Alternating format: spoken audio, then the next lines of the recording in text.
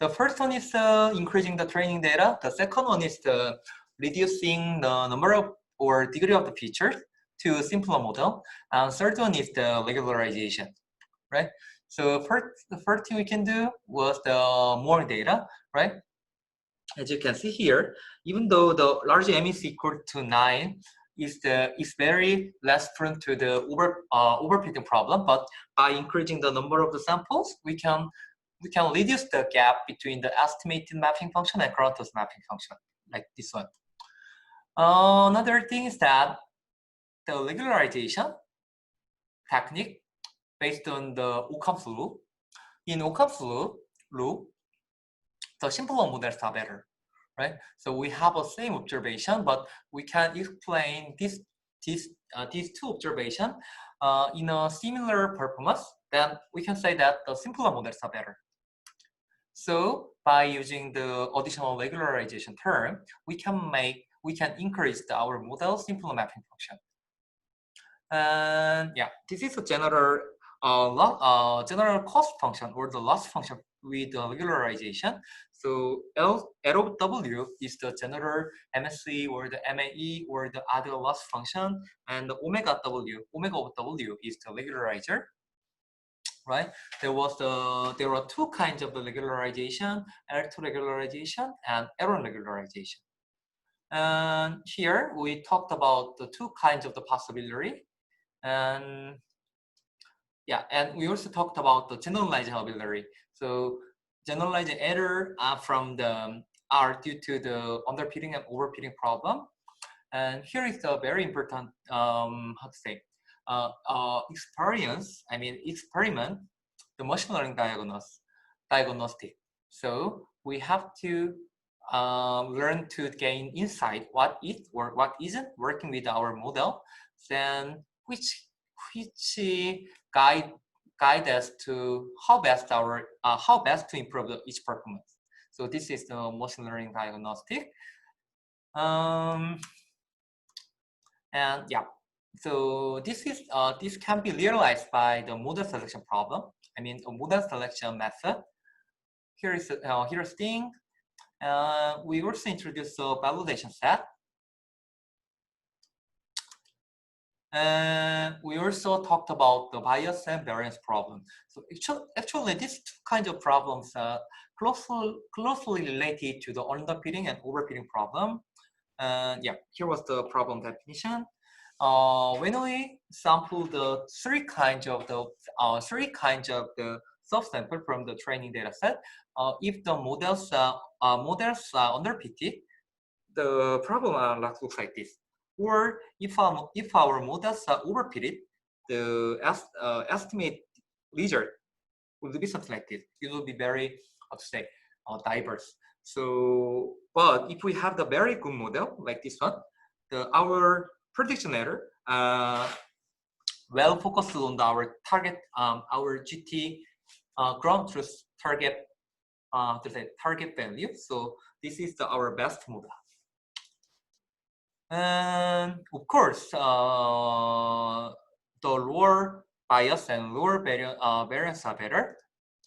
But there was the trade-off between bias and variance. So as you can see here, as adjusting the model complexity, bias would be increased or decreased, but variance increasing or decreasing or increasing reverse way in a reverse manner. So there is a trade-off between that. By using the regularization, we can reduce this phenomena like this one. Or if we have the very complex model like this one, by increasing, getting more training data may be likely to help, right? So it was a starting point of the deep learning. With the deep neural network or the deep learning, as increasing the amount of data, we can improve or we can maximize our performance, something like this one. Okay. And yeah, so finally the good mapping function was that achieving lower biases and the variances is the best. But considering the trade-off between the bias and variance, the optimal model should be selected. Okay, so and then so far we've talked about the housing price prediction. Actually, this problem is not so complex. So actually, this problem is relatively simple. So we use the feature extraction model and the classifier, right, with a simple mapping function. But if you think about the image classification like this one, which we will discuss today, it is really challenging. So it is really challenging to model this data set.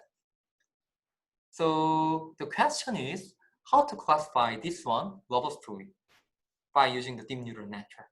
So this is the starting point of the deep learning. Okay, so let me start today's lecture. Okay, so let me start with the image classification problem again. As you can see here, we have an image like this one, and we want to classify this input image as a class label cap among the given set of the labels such as the dog, cat, truck, plane, something like this. As we discussed last week, it is really challenging because of several factors. For example, the background collector, like this one, and illumination variation, or occlusion, and interclass variation, something like this. So due to such kinds of the limitation, it is really a challenging problem. So the question is how to classify this robustly. But as a human like us, we can easily say that this is cat, right? But as a computer, for the computer or for the machine, they only see these values. I mean this matrix value.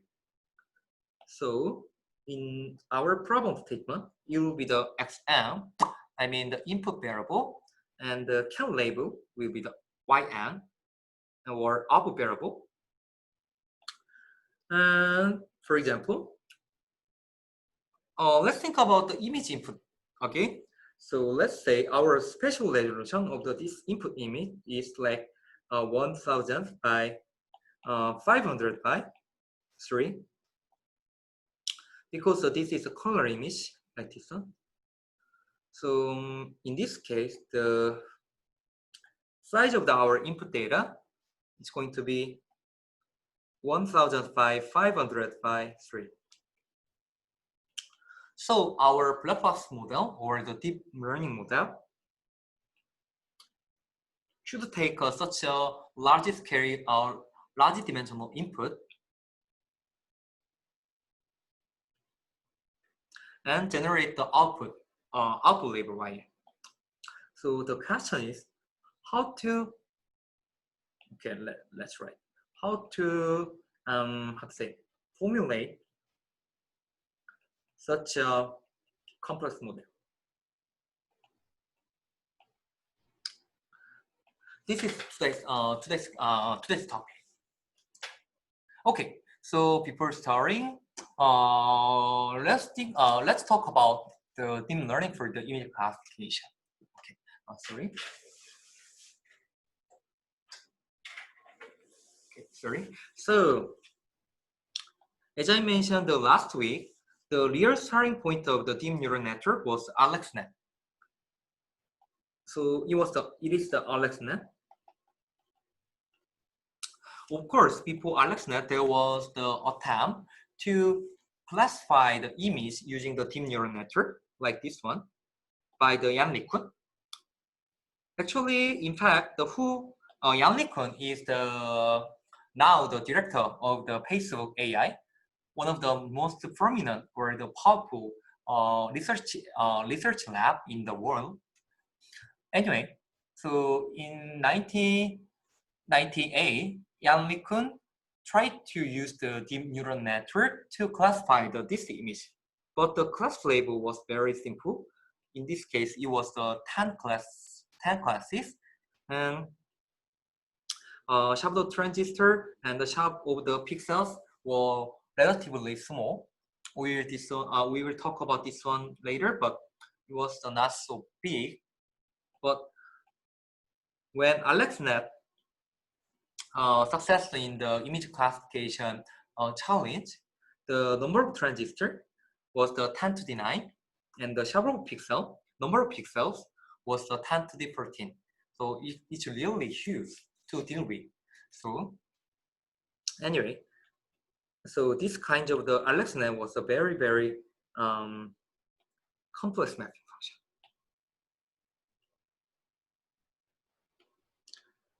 Complex mapping function. Comparing to our previous examples, like the 10 variable or the 100 variable, something like this. So this deep neural network is really huge data, huge model.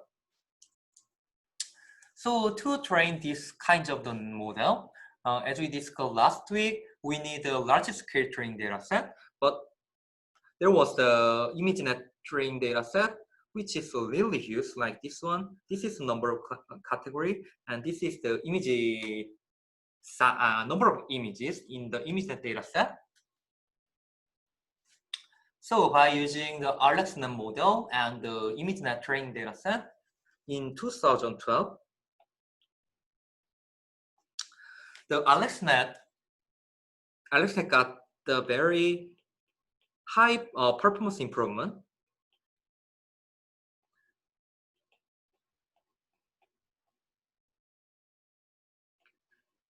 which make a starting point of the deep neural network on the image classification field, and not only image classification field, but also other computer vision or the natural language processing or the something like this areas.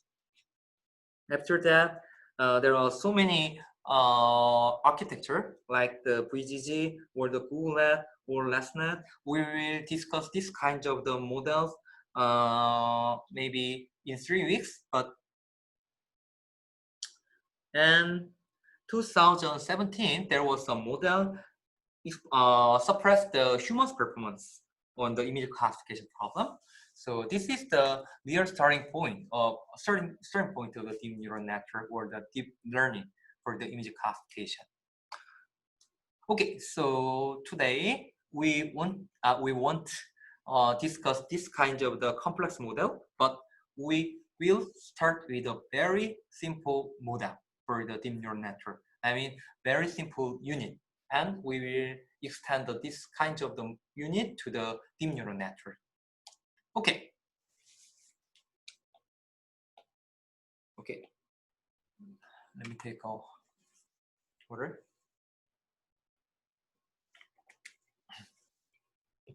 Okay. So the starting point of the deep neural network was the perceptron. The concept of the perceptron was invented in the 1954 by Frank Rosenberg. Here, he got the inspiration by neurobiology, like this one. So this is our neuron in our brain. The shape of the neuron is something like this. In our brain, there are millions and so many consisting of so many so many neurons like this. Each neuron consists of the cell body and the axon, something like this. So in here, the Rosenberg tried to make a model that resembles our neuron. So it was the starting point of the perceptron. We will talk about this one from next slide. Okay, so let's think about the relationship between the one neuron and one perceptron. This is just a perceptron. So, and this is the one neuron. As you can see here, there was a cell body. And in perceptron, he also tried to formulate the cell body by aggregating the input signal like this one. And it turns out that there is a nonlinear activation mapping function here. So they also he also proposed the activation function here, and then the output of this single perceptron is going to be something like this. And this output axon is going to be the another input axon to the another neuron like this one. So by this neuron, each perceptron, this kind of the perceptron can be the one unit in our large model, right? So let's think about this single layer perceptron in detail. So in single layer perceptron, there is the input vector, for example, input vector x is going to be the x1, x2, xd, and there is the learner parameter w, w1, w2, wt, right? And there is the bias term here. Actually, the bias term is the W0, right? But as we discussed last week, we generally set the x0 as a 1, right? So actually, it is going to be something like this one.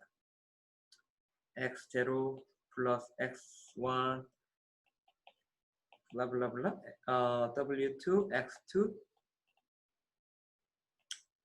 wxt, like this. And x0 is usually 1, okay? So this is a bias. So first of all, why we need a bias term? Why we need a bias term? So it is related to our lecture 3, right? So if you remember this page, this bias term, this bias term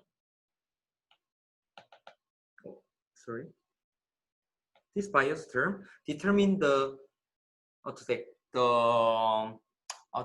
shifting of our mapping function. For example,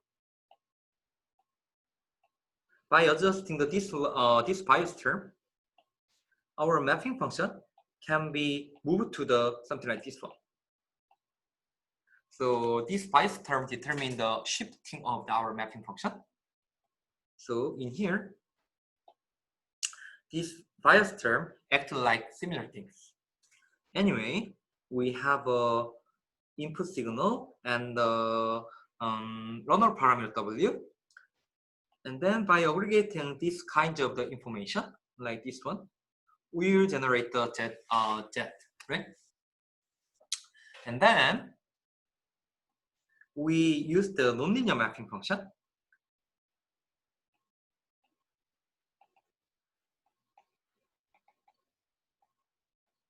Actually, it was the what's that? This nonlinear mapping function was the sigmoid mapping function. We discussed this one last week, right? So it's going to be like this one.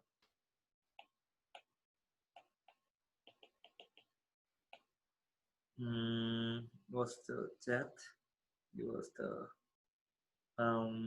G of Z, right? Like this. Anyway, this is our final output. So this is a single layer perceptron. Actually, the single layer perceptron is the exactly not exactly, but almost exactly same to our logistic regression mapping function. I mean the linear case of the linear logistic regression mapping function. Okay. So in this case, the input is something like this. The output is y, of course, and weight going to be, and bias is P. So our goal is to find out the optimal W and bias B. So this is our target. So this is the general form of the perceptron. Okay, so first of all, let's think about the perceptron, a very simple case of the perceptron. By using the perceptron, we can model some simple mapping relationship. First of all, let's think about the AND gate. AND gate. So AND gate means the input signal x1 and x2 is going to be the binary signal like this one, but our our AND gate try to generate the output y like this one, right? So this is the mapping relationship in the AND gate. So what we have to do is to design our one perceptron, I mean the single perceptron, to model this mapping function. Okay. So before starting, let's draw this data set. So the red dot means 0, 0, and blue x means 1. Let's say 1. So here is our training data set, right? It's very easy. Then by using the perceptron, we would like to design. We would like to find the decision boundary. So given such a kind of the training data set. Okay, let's draw that. So x1 is here, x2 is here. W1, W2. Okay, let's try to summation and the nonlinear mapping function and generate the y with the bias term. By the way,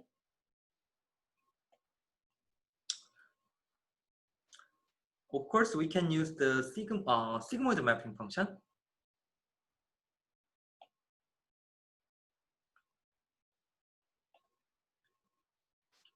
Like this one. It was a sigmoid, right?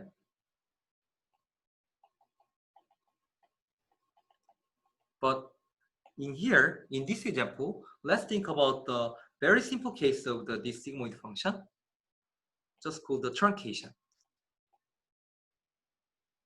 Okay. So truncation means if z is larger than 0, 1, or 0, otherwise. Okay. Okay. So here's our mapping function, our relationship, and by optimizing this kind of the mapping function, having the W0, W1, WP, I mean the bias B, we can find the optimal mapping function, which is going to be like this one. In this case, W1 is going to be, okay, let's say, this is our target, right? W1 is going to be 0.5, W2 is going to be 0.5, the bias B is going to be the minus 0.5 or negative 0.5. Okay, so this is a one single layer perceptron that explains this training data set for the AND gate. It's very easy, right? And what about the OR gate? OR gate. The relationship between input and output variable in OR gate is like this. X1 is something like this, X2 is something like this, and output Y is something like this. And we can draw the kind of rule. Here is the 0, and here is the 3 positive class, like this one. Right? sorry. Okay. Okay. Okay. So we can similarly through our design x2 like w1, w2 summation linear mapping function y subtleties with a bias term. So in this case, optimal normal parameter is going to be like this one, right? So in this case, w1 is going to be 0.5, w2 is going to be 0.5, w3 is going to be negative 0.3. Okay, please think about this one in homework. Anyway, I will skip this one because it's not so difficult. Okay, so by using the single layer perceptron, we can explain the OR-GATA relationship as well. Then what about this? XOR gate. XOR gate means we have to take an input signal like this one, but generate the output signal like this one. If I drew this kind of the training sample, it should be something like this. 0.0,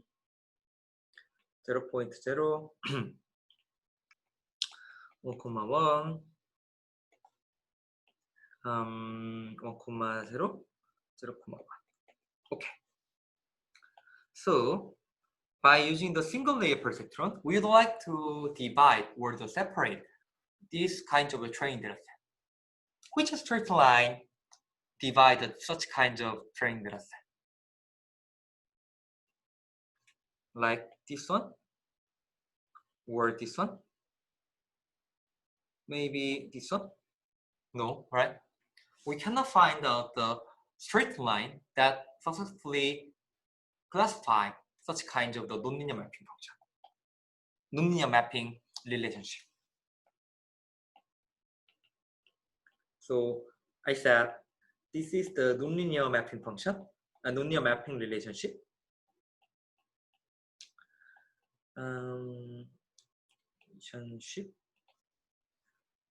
So the question was, it is possible to solve the XOR relationship using the single layer perceptron?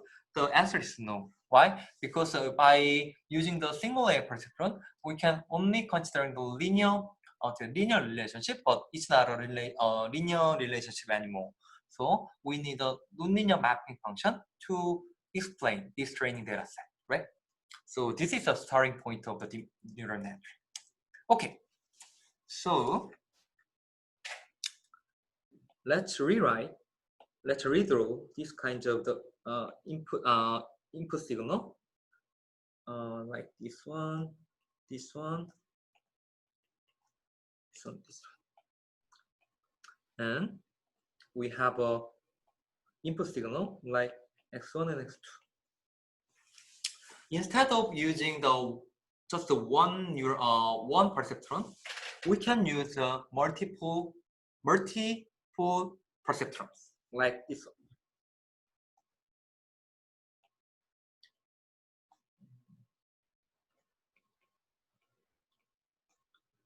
Like this, like this. It's going to be the, let's say W11 and W12 and W21 and W22. And we can use the one more perceptron, I mean in multiple layer, like this.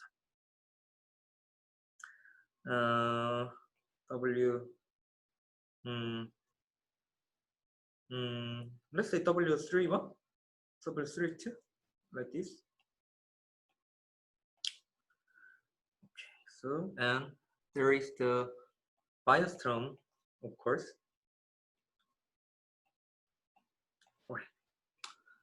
So, in such kind of the model, now we have a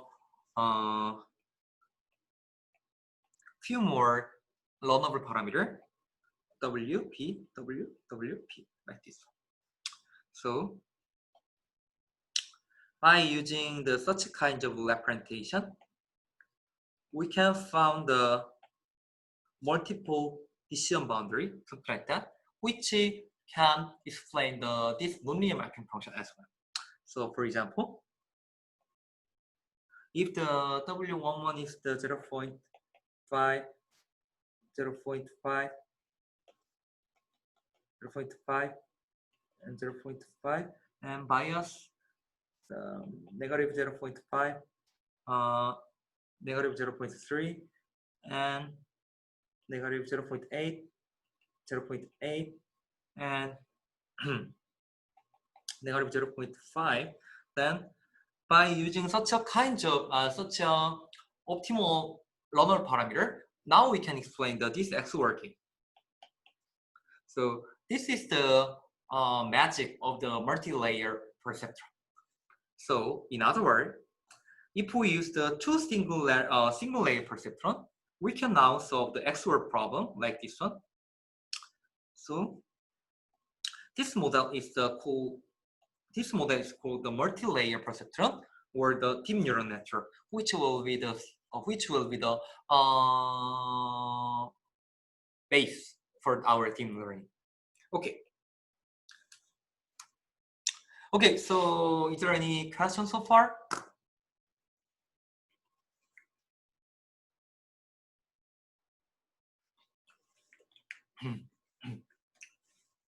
저 약간 감기균이 있어가지고 목소리가 좀 안 나오는데 혹시 뭐 제가 목소리 좀 잘 안 들리시는 부분이 있으면은 질문 주시면 제가 다시 한번 대답해 드릴게요. 죄송합니다.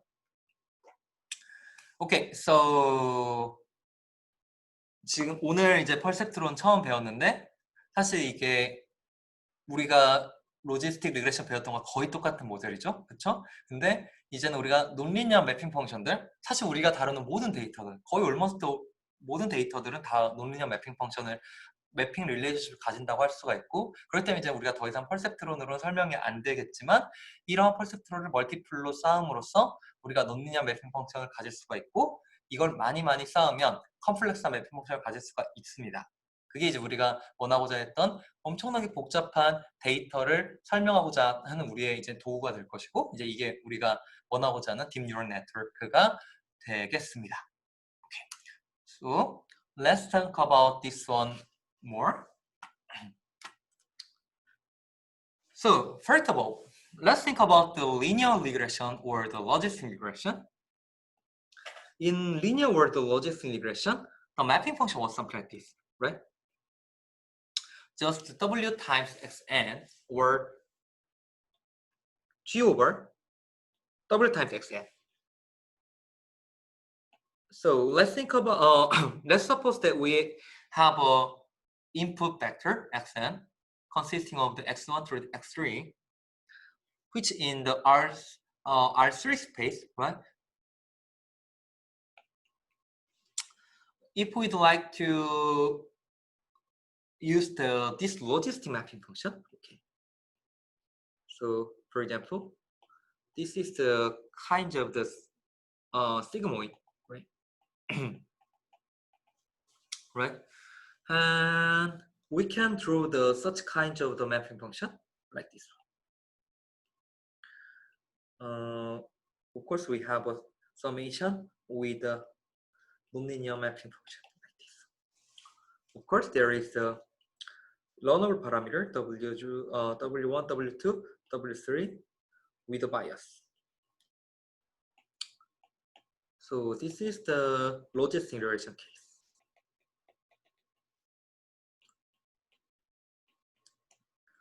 But as we discussed in the previous pages, the logistic regression have the limited ability to estimate the nonlinear mapping relationship. So we need another representation, just called the deep neural, just called the neural network. Then how can we formulate such a complex model? Here's the solution. Okay. Okay, we have an input variable, in a vector form, and with the learnable parameter W1 through the W3, we can formulate our mapping function with such kinds of things. In here, that was the nonlinear mapping function, such as the sigmoid, right? But from now, we'd like to introduce a more complex mapping function like this one. Okay, so if you think about the one perceptron like this one, it is really similar to this one, right? Similar. In here,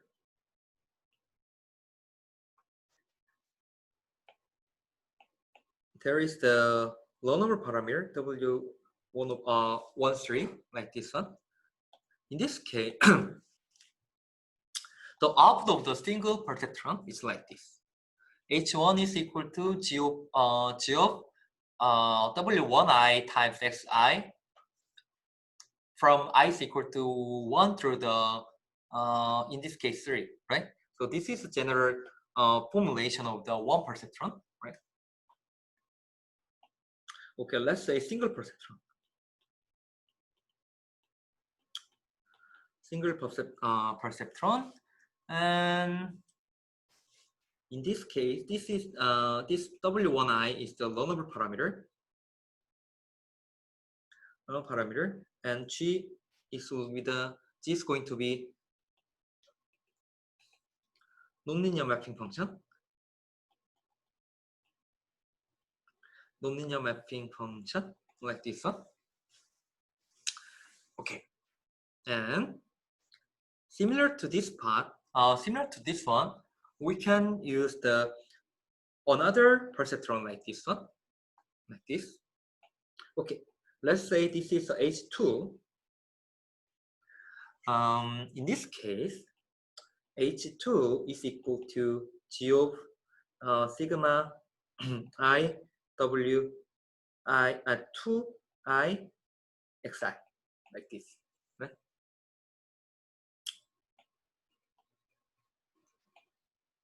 Xi. So this is one more perceptron, right? By using the multiple perceptron in a multi-layer like this one, now we can model the complex mapping function. So in this case, our low number parameter is going to be really huge comparing to this linear case. For example, in linear case, the low number parameter W in R3 space, but in this case, we are now in R12 space and R4 space, right? So now we have such a complex model. So in this case, this kind of mapping function is called the two-layer neural network. Two-layer neural network. Okay. So by using the neural network, we can model the complex mapping function compared to the conventional linear one.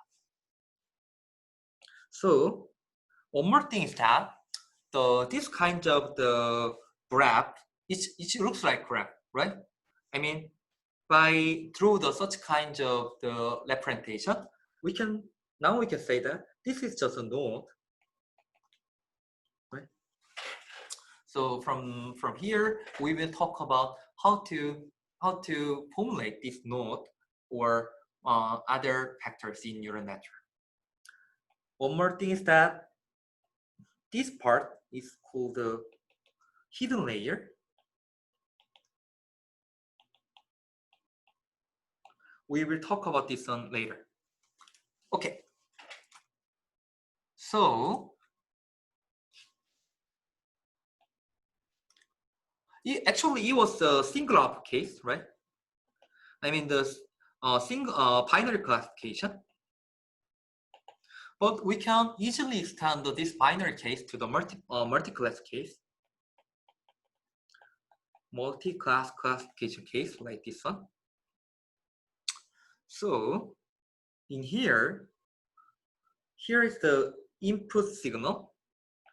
Let's say this is the input layer, and here is the output output variable, let's say this is the output layer, then this is our mapping function represented by fw of x. So each line, each straight line in this layer composed of this mapping function, this learnable parameter w, like this one. In here, this kind of layer is called the hidden layer. Hidden layer. Okay. So this is the terminology of the neural network. Okay. So question 16페이지에 잠시만요. 감사합니다. 이거 오타예요. 2, 1이고 2, 2겠죠? 네. 감사합니다. So, yeah. So, is there any other question? Other question? It's very easy, right? 사실 딥러닝 이제 파트로 우리가 들어왔는데 여기가 앞에보다 훨씬 쉬워요. 머신러닝 했던 파트들보다 훨씬 쉽고 정말로 간단해요. 그렇기 때문에 더 어려워요. 무슨 얘기를 하는지는 제가 이제 오늘부터 보여줄게요. 그러니까 더 쉬운 노테이션들이 나오기 때문에 이제 이거를 제대로 이해하려면은 정말 많은 노력을 해야 되거든요. 다시 한번 우리 좀 가봅시다. Okay, so this is the neural network presentation. Okay. In general, okay, let's think about the linear or logistic regression case again. This is a linear or logistic regression. F is equal to W times Xn, or the F is equal to G of WXn. Now, we represent the neural network, something like this one, left-hand side and right-hand side. Okay. For example, I said this is a hidden layer, right? Of course, we can increase the number of hidden layers, like this one. Hidden layers. So in left-hand side case,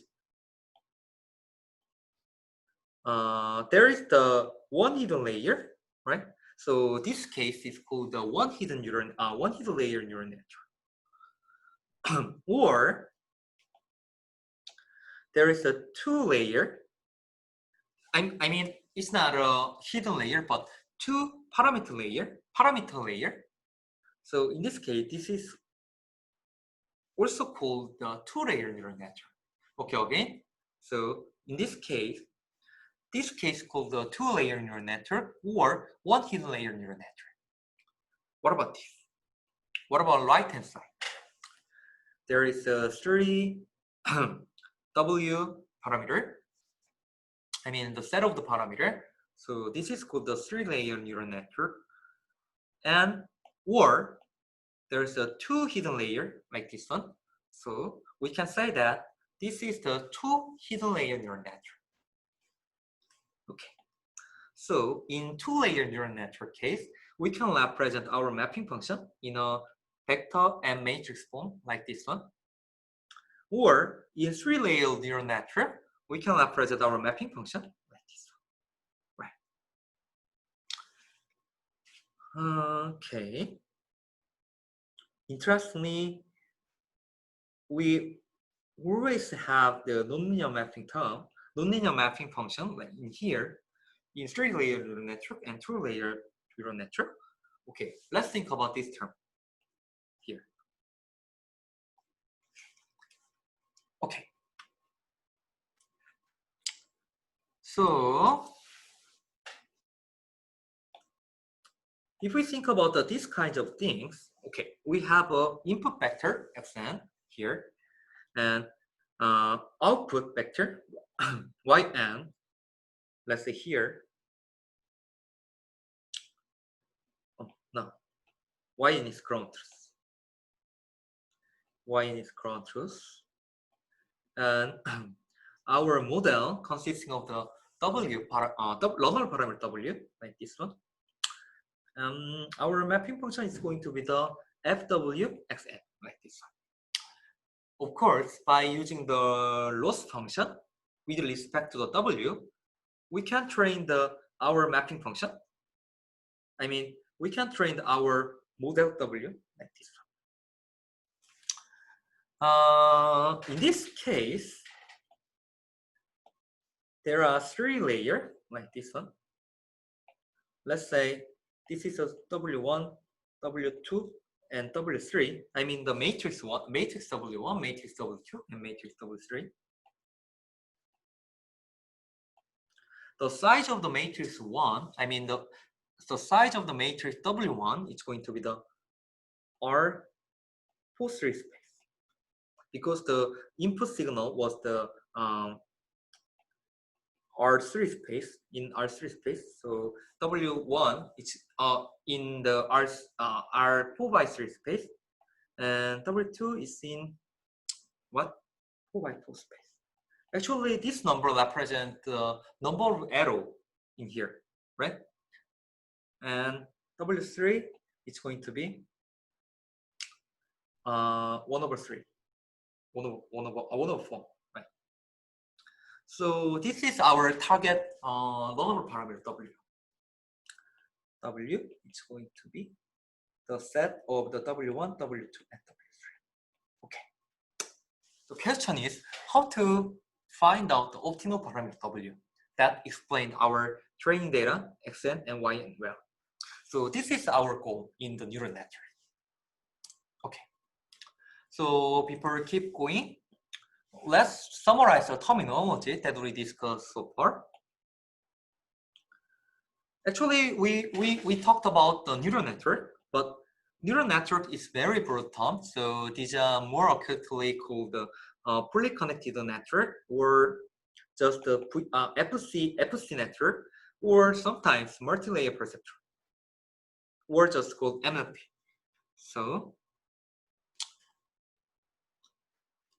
these kinds of the model can be called as a neural network, or the fully connected network, or the FC network, or the multi-layer perceptron, or the MLP. So this is terminology for the neural network presentation. And then one more thing is that in our mapping function, there is the nonlinear mapping function, right? So I said it is the nonlinear mapping function, similar to the sigmoid in the logistic regression case, right? In here, G of Z is called the activation function. What does meaning? What is meaning of the activation in Korean? 이게 한국말로 활성이라고 하죠, 활성. 그렇죠. 그래서 이제 이 okay. So this activation function act like how to say gate. I mean, it looks like gate. So it determines this signal is passed or passed or not, or active or not. So this function G of Z is act like the gate or act like activation. So the function Z, G of Z is so okay. So therefore, the function G of Z is called the activation function. Okay. So this kind of activation function add a non-linearity to the network function. So what does it mean? Let's think about this question. What if we try to build a neural network without one? I mean, okay, let's remove this nonlinear mapping function in the neural network mapping function. Okay, let's think about this one. If we remove the nonlinear mapping function G, the mapping function is going to be like this: W2 times W1 times Xn, right?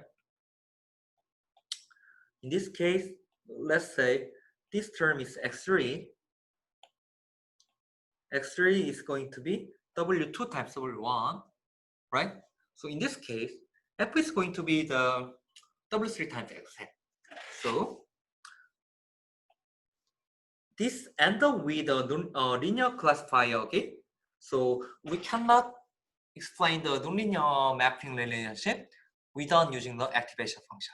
So activation function adds the nonlinearity to networks function. Okay. 이거 대답을 해줬구나. 고마워요. 벌써. Okay. So there are so many kinds of the activation function that are popularly used. The first one is the sigmoid. We already discussed this one last week, right? What was that? There, here is the 0.5, and as increasing the number of, let's say x, as increasing the value of x, it's going to be 0, right? It's going to be 1. If we decrease the x, the sigmoid is going to be 0.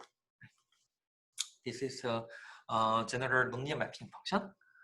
Of course, there are another term like tangent mapping function, same like this, or max out, or E-value like this one, or liquid value like this one.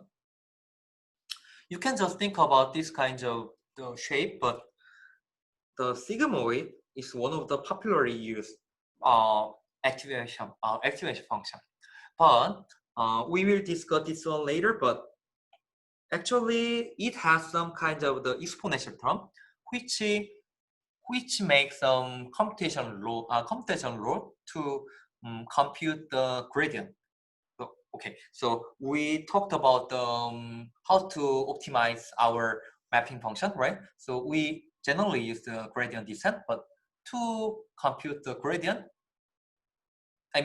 so to compute the loss gradient efficiently, the mapping function, it should be easy to differentiate. But if we use the sigmoid, it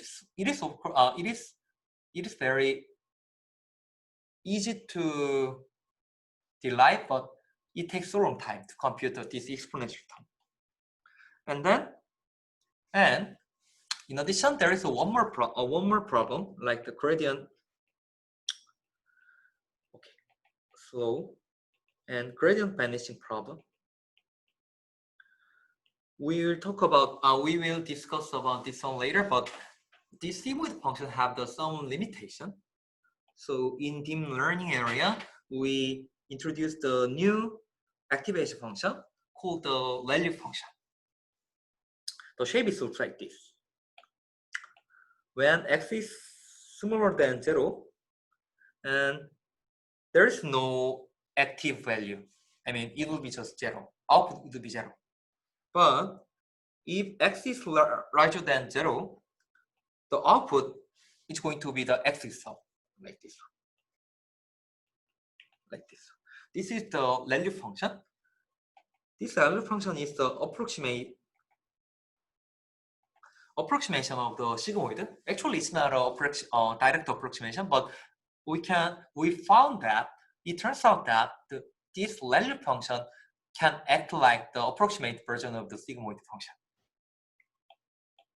So the value is the good default choice for our problem in deep neural network or the deep learning.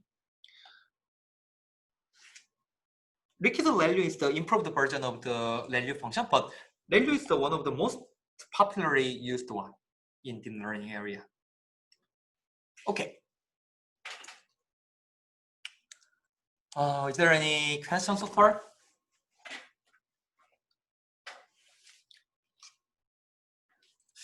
오늘은 질문이 많이 없는데 쉬워서 없는 거예요? 너무 어려워서 없는 거예요? 어때요? 쉽죠? 어렵나요?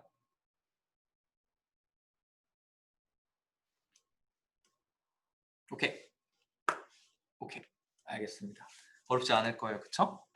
자, okay. So I want to introduce a very interesting website where you can train your own neural network like this one. So you can try to this website yourself. I will show you some example, like this one. Here's the website. Okay. So here, okay. Oh, yeah.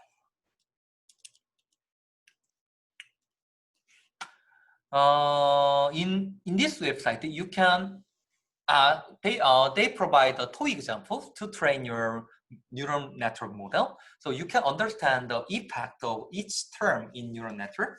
For example, there are 4 kinds of the data set. The first data set was like this. The orange dot means the negative class, and the blue dot means the positive class. And this problem is pretty easy. This one is also very easy, right? But what about this? I'm not sure, but maybe we can find out the solution. I mean the mapping, the decision boundary to classify such kinds of the training data set, right? What about this? It will be really challenging case. Okay, so in this website, you can try to adjust the number of neurons like this one, or we can increase the number of hidden layer like this one. Okay, let's try to very simple case. This one with this one. Okay, so here we can adjust the learning rate. You remember what learning rate is, right? In gradient descent, and this is iteration. But epoch means epoch means just iteration. But I will talk about this epoch later. But here you can just understand epoch means the iteration, and this is the learning rate, and this is the activation function. We can use the several kinds of activation function. Okay, let's think about the value, because this is most simple one. Of course, we can use the regularization technique with the regularization parameter. Okay, so with this setting, let's train our model to classify this sample. Okay, if we push this learning button, we can find the mapping function like this one. So this is a loss graph as evolving the iteration. So as you can see here, we can easily find out the decision boundary very efficiently, right? Because it's not a difficult problem. Let's try to this kind of things. Oh, sorry. Let's try to this kind of thing. Okay, let's train our model with this setting. Let's try. Yeah, this is pretty well. It works pretty well, right? So the network model can separate our training parameter and testing parameter. Here is the testing data. Anyway, it works very well. Okay, let's try this one.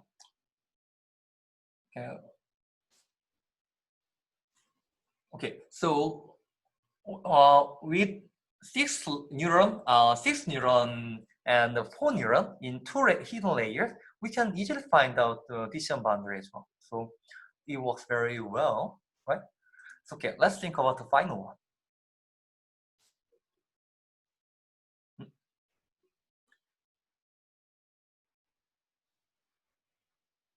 Like this one, right? As evolving iteration, we would like to find out the decision boundary that classify these kinds of things well, but it doesn't work well, right?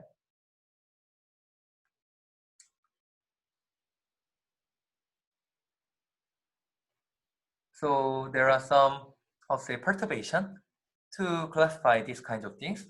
So, okay, so to solve this problem, we can increase the number of neurons like this one and number of hidden layers like this one. Okay, let's try to more complex model.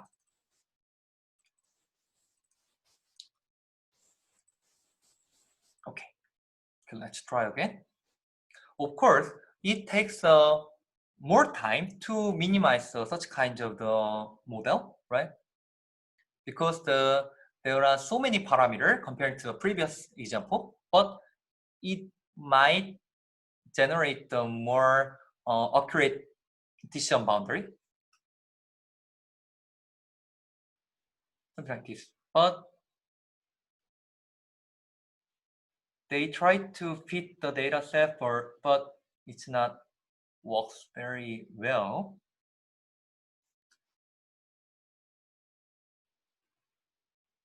It's almost done, but here are some error.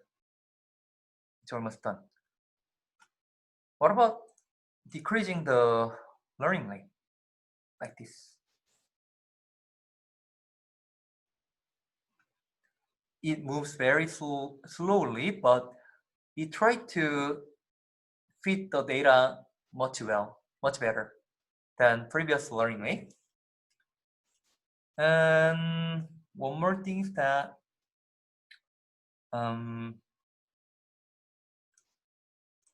okay, let's try to solve this problem with a two hidden layer.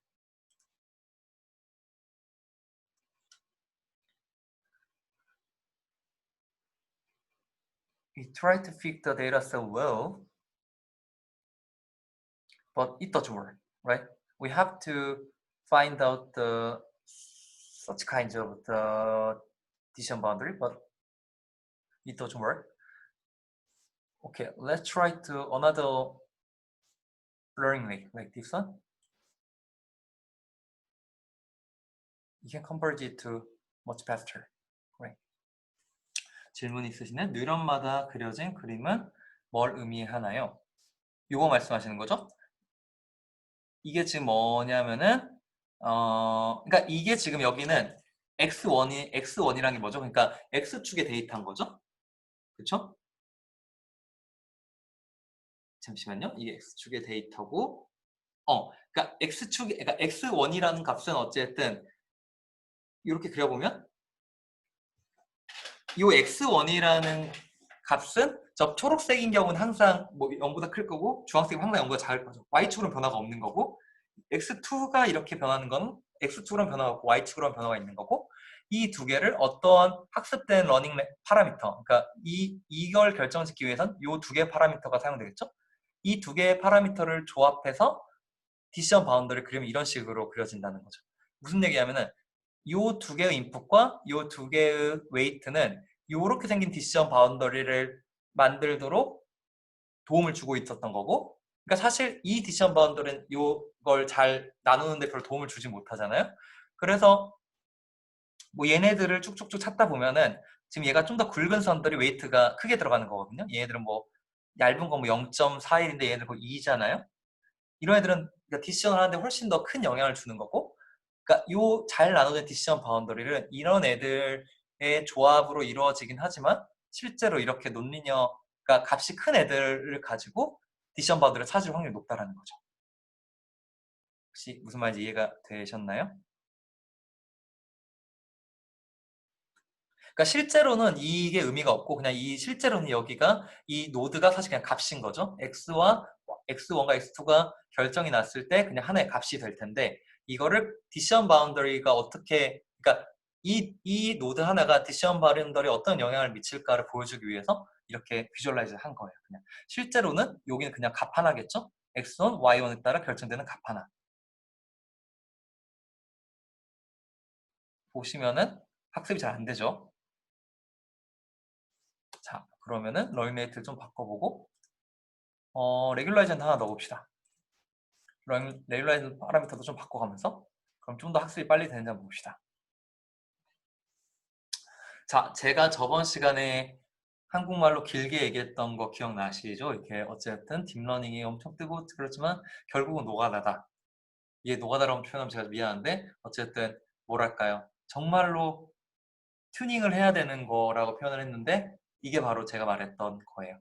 그러니까 어쨌든 이거는 쉽잖아요, 이렇게. 근데 우리의 이제 어떤 데이터가 있을 거고 우리는 어떤 히든 레이어도 바꿀 수 있고 러닝 레이트, 레귤라이트 바꿀 수 있을 때 우리는 이제 이런 파라미터들을 하이퍼 파라미터를 바꾸면서 가장 최적의 모델을 찾아야 되는 거. 이때 이 테스팅 에러가 가장 잘 나오는 최적의 모델을 찾아야 되는 게 사실 우리가 딥러닝에서 해야 되는 거라고 했었고 그럼 우리가 왜 배웠냐, 딥러닝을? 그 시간을 줄이고 싶은 거죠. 그러니까 어떠한 테크닉들을 어떻게 조합했을 때 우리가 이렇게 타임 컴슈밍이 들어가는 작업들을 어떻게 줄일 수 있을까? 라는 게 이제 우리가 딥러닝을 배우고 이제 오늘 이 강의에 있는 이유가 되겠습니다. 오케이. 첫 번째, 간단하죠. 그러니까 우리가 이제 나중에 보겠지만 오늘은 뭐 해봤자 레이어, 히든 레이어 뭐 5개, 6개 써고 만화에 8개 썼는데 실제 이제 나중에 진짜 딥러닝 들어가면은 막 몇십만 개의 노드가 필요하거든요. 이제 그런 경우에 시그모이드로는 사실 물리적으로 계산할 수가 없어요. 그 막 모든 컴퓨테이션들을. 그래서 렐류라는 거로 정의를 내리면 사실 렐류 펑션에서는 사실 계산할 게 없죠. 엄밀하게 하면. 그냥 게이팅 펑션이잖아요. 그러니까 0보다 크면 그냥 통과시키고 0보다 작으면 없애고. 디퍼런셔블도 그 그레디언트도 마찬가지죠. 밸류 그레디언트도. 그렇기 때문에 사실 계산이 제일 쉽고 그럼에도 불구하고 시그모이드로 썼을 때와 동일한 논리니어리티의 특성을 가질 수가 있다는 게 밝혀져 있기 때문에 이 밸류를 가장 많이 씁니다. 혹시 So is there any other question?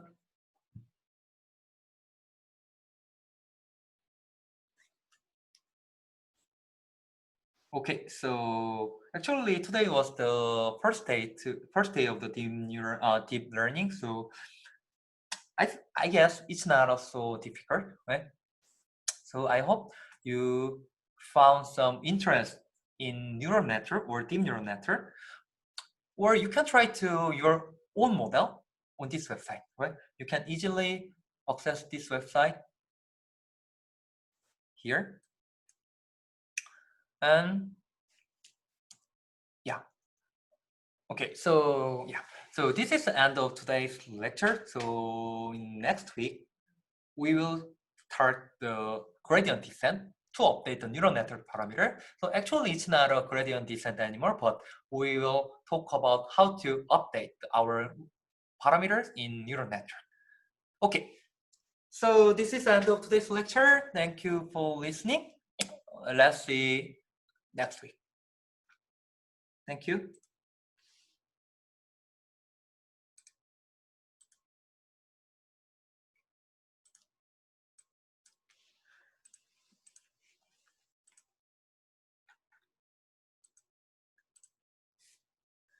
그 질문 있으신 분이 해주셔도 되고 우리 저번에 아까 처음에 얘기했던 것처럼 이번 주 수요일은 강의가 없습니다. 다음 주에 보면 좋을 것 같아요.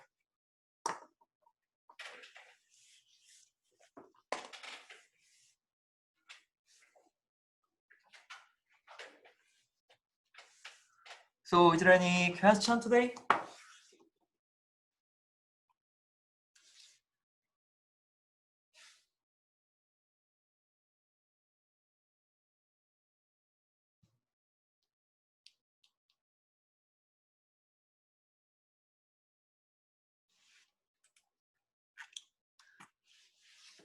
질문이 없으면은 오늘 강의 마치도록 하겠습니다. 수고하셨습니다.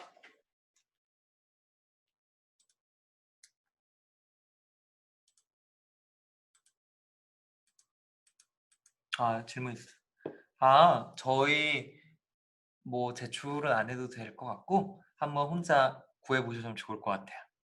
이게 저희 어차피 프로젝트 따로 있으니까 뭐 또 너무 숙제로 가면 힘드니까 그럼에도 안 해보면 안 돼요. 절대 이거 안 해보면은 아마 이해를 못 할 거예요. 그래서 해보면 좋을 것 같다는 식으로 말씀을 드렸습니다. 네.